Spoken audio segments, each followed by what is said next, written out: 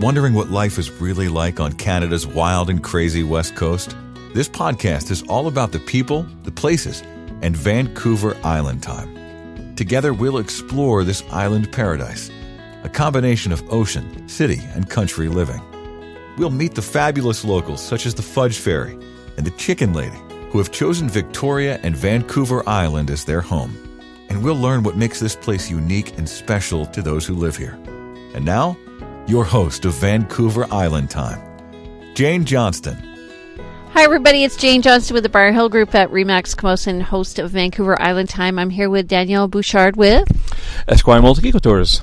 We're going to be talking about the Esquimalt area as well as his business, which is on the water, obviously. So we're on your boat right now. How long is your boat? The boat is 25 feet.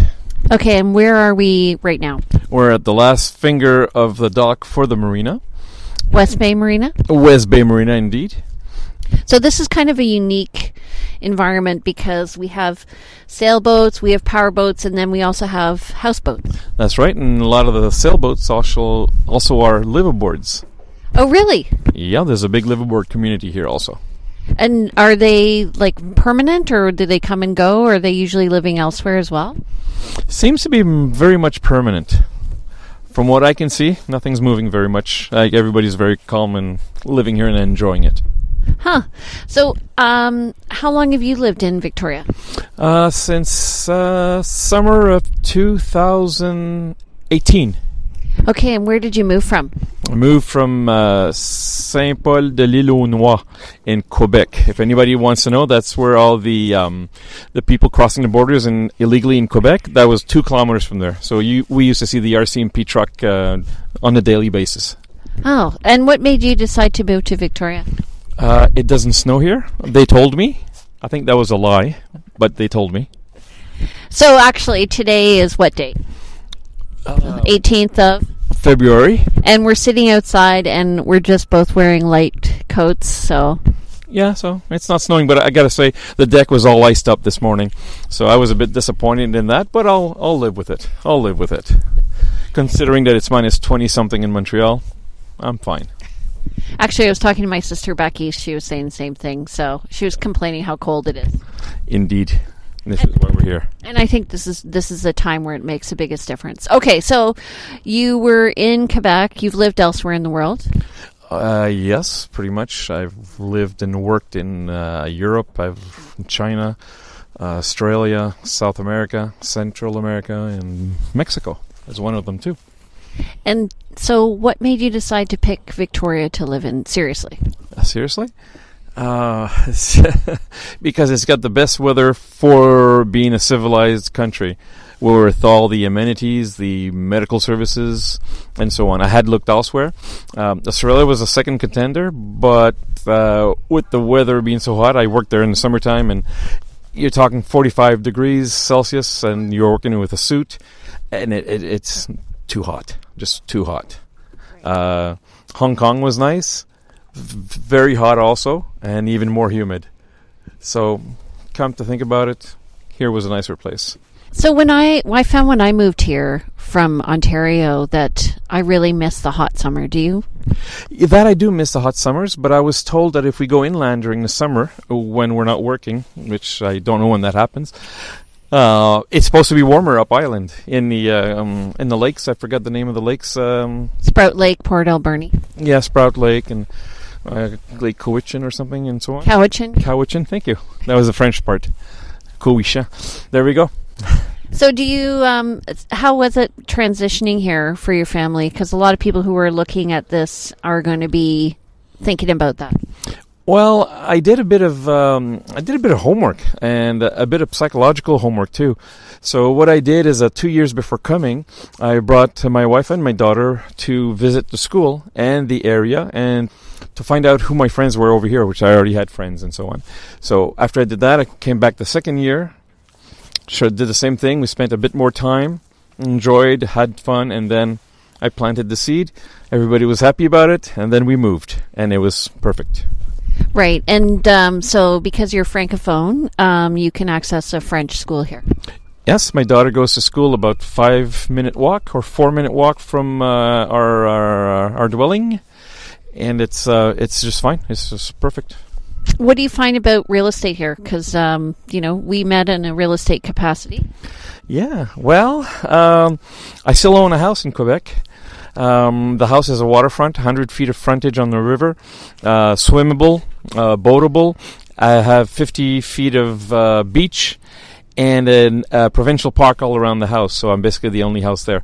And that cost me less than $250,000 to buy. And here, for $250,000, you can get a postage stamp apartment. Or a parking lot, probably. Okay, so what about Esquimalt itself? Do you like living here? I do like living here. It's outside the downtown, very touristy area, very busy area of summertime. And where we live, we're basically, like I said, we're 1 block away from a school, my daughter's school, which is important for us, for her high school. We're also 1.5 blocks away from a small shopping center, which includes Country Grocers and other smaller stores in there. And we're Caesar's Pizza.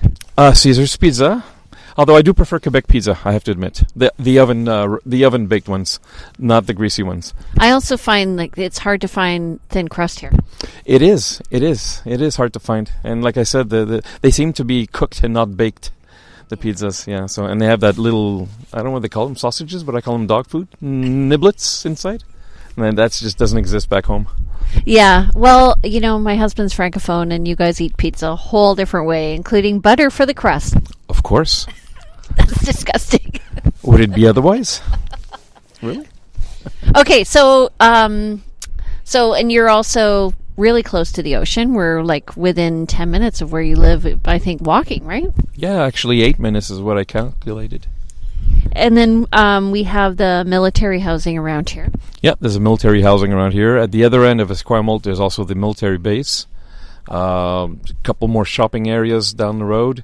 And then we're still close to Victoria. I have a cousin who lives in James Bay and walks here.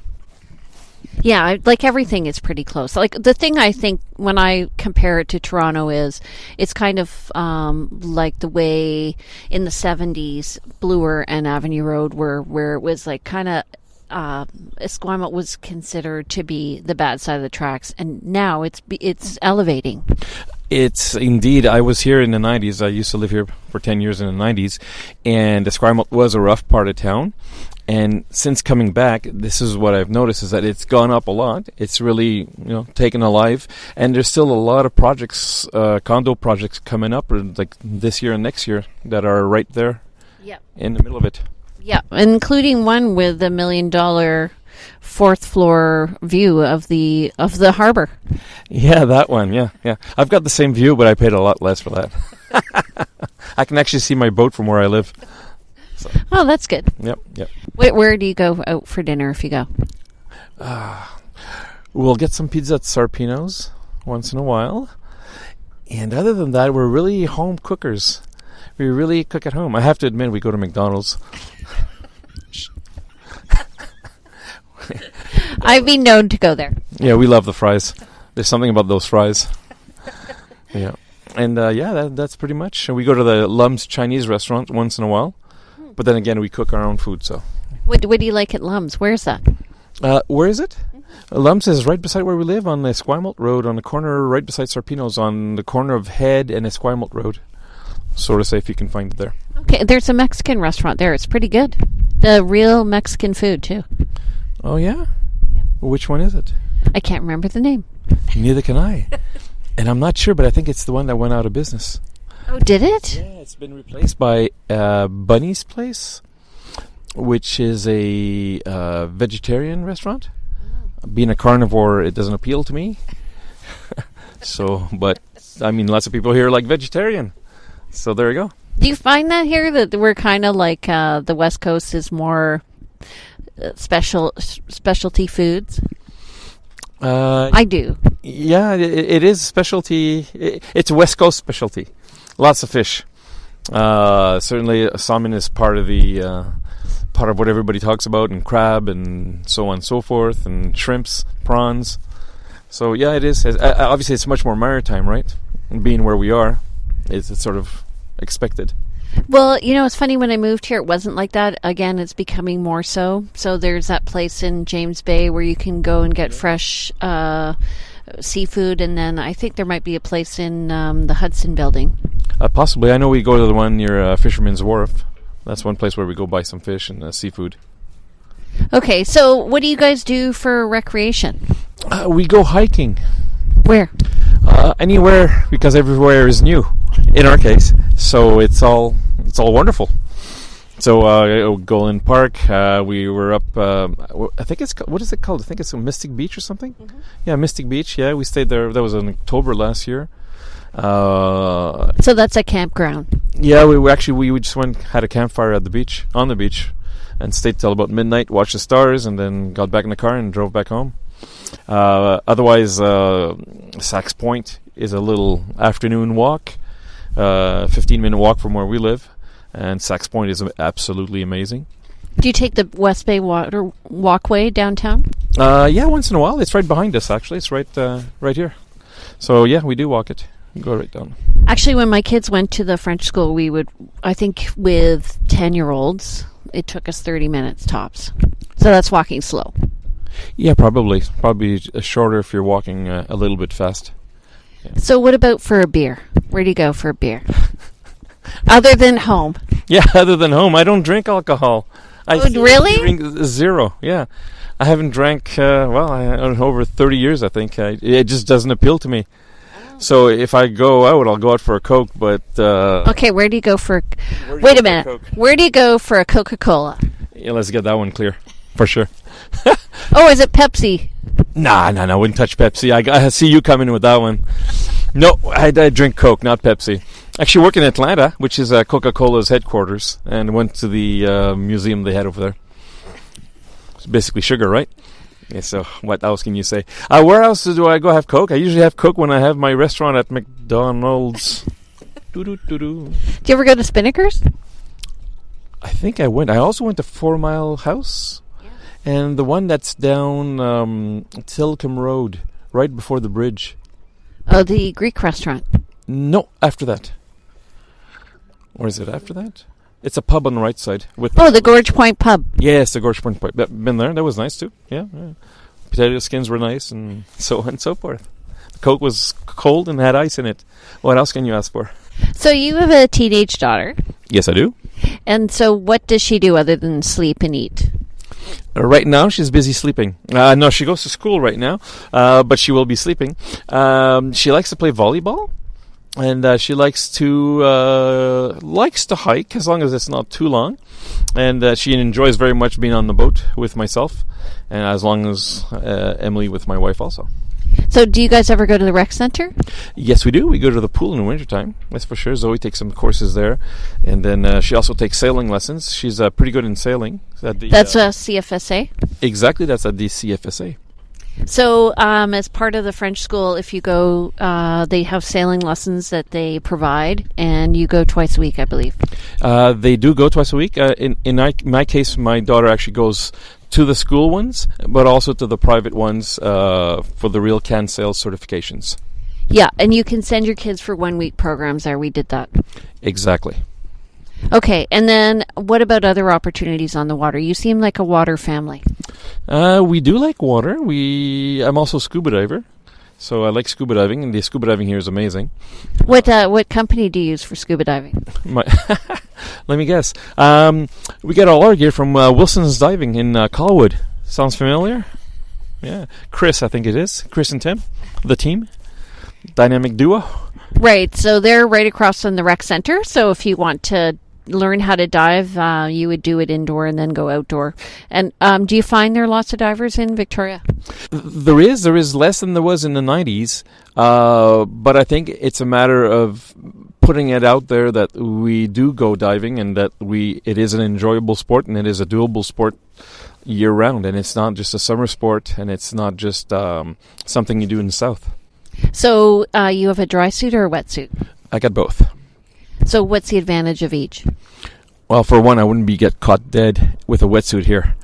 I'm too frisky. I like it warm. Remember, I just said I moved here because I didn't like the snow. Well, that includes it.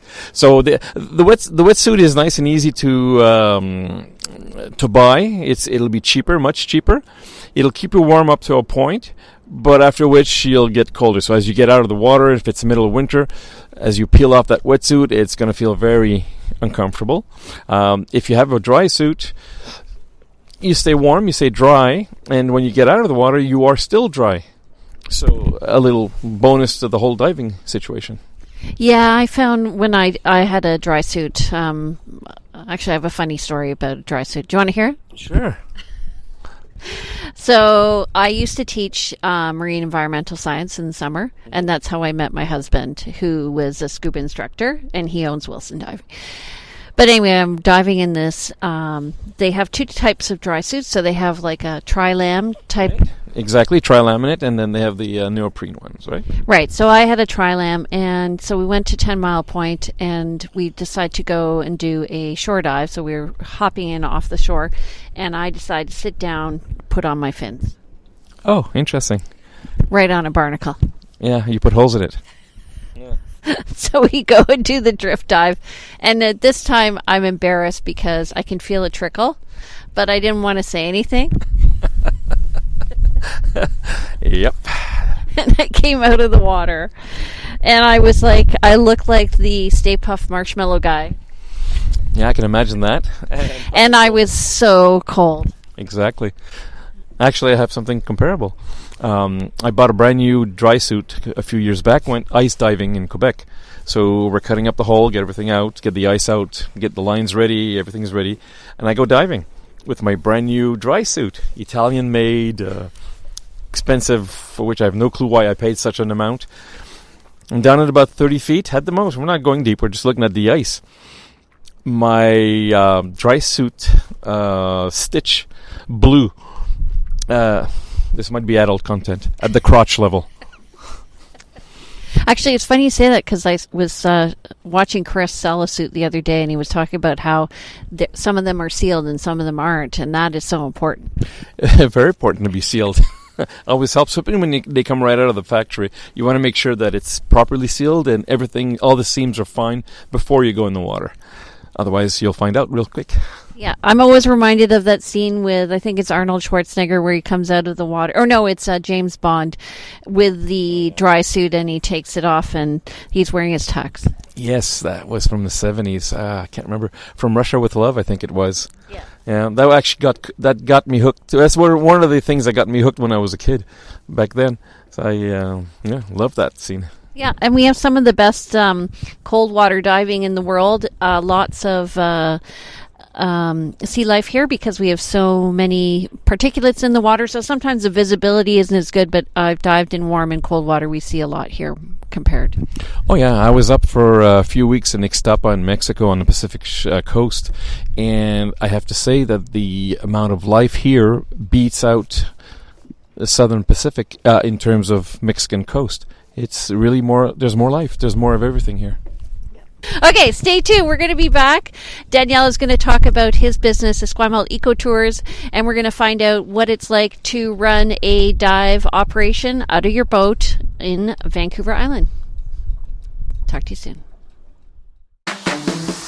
Vancouver Island Time is brought to you by the Briar Hill Group at Remax Camosun, Victoria, where we bring local expertise and global presence to your property.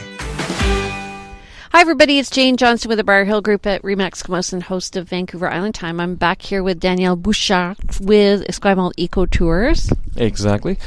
First of all, you moved here in 2018, right? Correct. Okay, and then one of the things you purchased was a boat. Yes, I did. I've had Zodiacs all my life, well, for a longest time, and when I moved here, this is one of the things I promised myself, that I would get a boat that I really wanted, which is this 25-foot ex-Montreal Police interceptor boat, which is a Zodiac, a type of Zodiac. Okay, so you, when you moved here and you decided, do you find, first of all, that I find a lot of people here in Victoria operate a number of businesses? Yes, there is. There is. That's the beauty of a capitalist economy, and having our freedoms that we do have, to be able to do what you want. So you find, first of all, who's your ideal clientele for this boat? I have two types of clientele. The first one is local scuba divers, and then local scuba divers, I'm including pretty much everybody in the Lower Mainland, Victoria, and even up to Seattle. That's the first level. Second type of clientele is for the whale watching, or actually I prefer to say wildlife watching. The reason for that is I think the southern resident got a hard time with that one. Southern resident killer whales or orcas? Exactly. That was a tongue twister. They're down to 73 people, or whales. Yeah, exactly.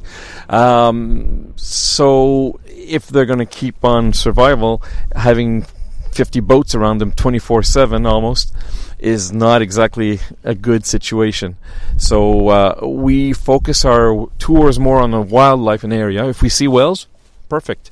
If we don't see whales, we've got tons of other things to see. We've got sea lions, we got harbor seals, we got eagles, tons of stuff. I've even seen a bunch of salmon swimming by under the boat.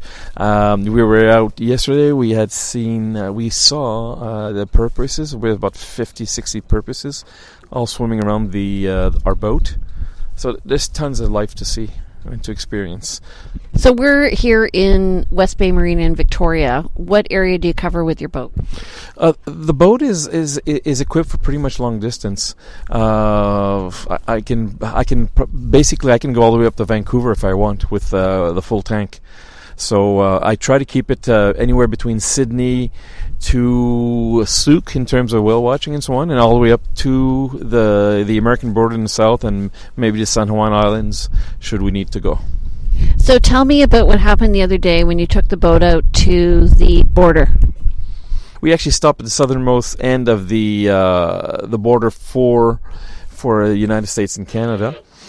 And then we just realized that there was a pod of porpoises swimming around the boat, and we just stopped for about half an hour, and they just kept swimming around us. Didn't you see also a whale? Oh, that other day. That was just before Christmas. I went out to the Middle Channel marker, about 5-6 kilometers out to sea from Victoria. Stopped the boat, just relaxing for an afternoon, and then I started the engines, and lo and behold, there was a whale about 10 feet in front of the boat that breached. Wow, what was that like? Oh, that was amazing. That's amazing. Makes all that you're here for. Gives it a reason. So, how long is the tour? For the scuba diving tours, they last about, it's a 2-tank dive. So basically you get to go on 2 dives, for which we choose together. And for the whale watching, it's about a 3-hour drive. And then we stop here and there, take a look at this and that and so on, and enjoy the ride. Yeah. So what is, in terms of diving, do you do any wreck diving? Yeah, we go to the GB Church, amongst other ones. There's I forgot. There's a military ship right near the GB Church. I keep forgetting the name of it, sadly. But it is available too. That's more an advanced dive. But we're pretty much open. We went to the 747 in Chemainus also. A plane that was sunk. 747. Boeing 747 that was sunk for diving enjoyment, which was very popular for divers. What do you think about the quality of people who are coming here to dive? Are they newbies or are they experienced, and how are they comparing their dives here to elsewhere in the world? There's a little bit of newbies. The newbies will be coming from the local dive shops for certifications and so on and so forth. But most of the people that come that are not newbies are going to be usually certified advanced divers with a dry suit certification. They enjoy it. People enjoy the big animal encounters. If I take them out and go dive with the sea lions or the seals and so on, they just love that. That they completely enjoy it totally. And it is a special place because, like I said, the life underwater is quite amazing compared to lots of places. It actually competes. I've dived everywhere. It competes very much with diving in Asia or Philippines or Bali, so on and so forth, or Palau. Obviously, some of these, but it's a comparison you can actually make in terms of life. Yeah, and I think people are surprised because it's so cold, right? I think the temperature of the water in the winter is 8, and in the summer it gets up to 11 Celsius. That's about it. Nice if you drink beer. If I drank beer, it would be a good place to put the beer in the water to keep it fresh. But, it's just a bottle of Coke. Do you, so does that include lunch? No, it does not. We do bring snacks, and we do have some snacks on board and also water for drinking. Okay. So, and you go up to the inlet, Saanich Inlet? Yeah, we do. When the weather permits, and obviously all our dives are weather dependent. Safety is a primal factor for all our outings.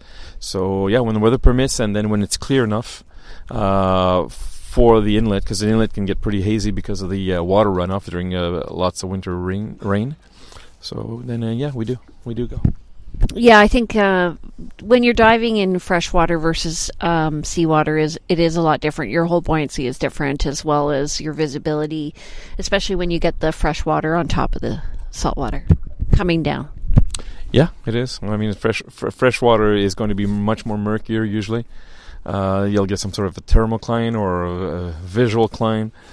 So yeah, it depends. It depends on the weather. It depends what the weather has been going on for the days before you went diving, so forth. Which is why we keep it open. So if we know that the next day is not going to be that great, then we can talk about it on the boat and say, hey, we're going to go somewhere else instead and make it something more enjoyable. Yeah. Any caves to dive here? I've heard, but I haven't seen them yet. I'd like to see them. I know there's a lot of cave up island, but I don't know about the underwater caves if there's any. Although I don't know how many people are certified, but I've actually got my cave diver certification. So, but then I promised not to do it when my daughter was born. That's one of the things I had to sacrifice.